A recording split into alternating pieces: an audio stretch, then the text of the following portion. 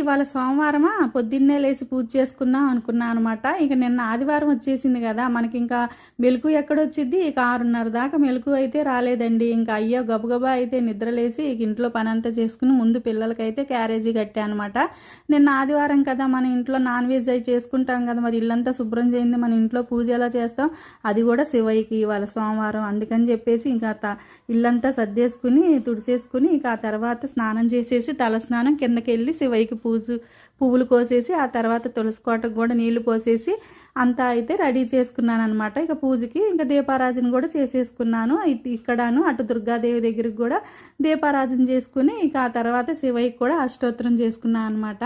మనం ఎప్పుడైనా సరే శివుణ్ణి నమ్మిన వాళ్ళు ఎప్పుడూ ఆ చెయ్యి వదిలిపెట్టరు ఆ శివయ్య అని చెప్పి అంటూ ఉంటాం కదా. శివుని నమ్మిన జీవితం ఎలా ఉంటుందో తెలుసండి, అంత సులభంగా ఉండదండి.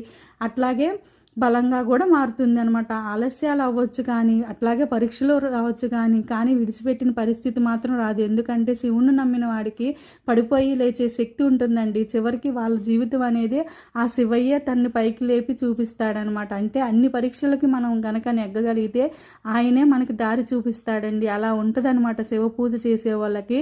అంతేగాని మనకి దేవుడు ఏం చేయలేదు అని నీ చేత పూజే చేయించుకుంటున్నాడు, ఆయన పిలుపు లేకపోతే నువ్వు ఆయన ఎందుకు స్మరిస్తావు, ఆయన పూజ ఎందుకు చేస్తావు అనుకోవాలండి. ఎందుకంటే ఆయన చేవైనా కుట్టదంటారు కదా, శివుడాజ్ఞ లేనిదే. మరి అలాంటిది ఆయనకు పూజ చేస్తున్నావంటే ఆయన అనుగ్రహం వల్లే కదా.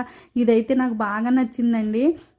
దీని మీద చక్కగా అది పెడుతుంటే కైలాసంలో ఉన్న శివుడికి అభిషేకం చేసినట్లుగా అనిపించింది అనమాట. నాకైతే చాలా బాగా అనిపించిందండి.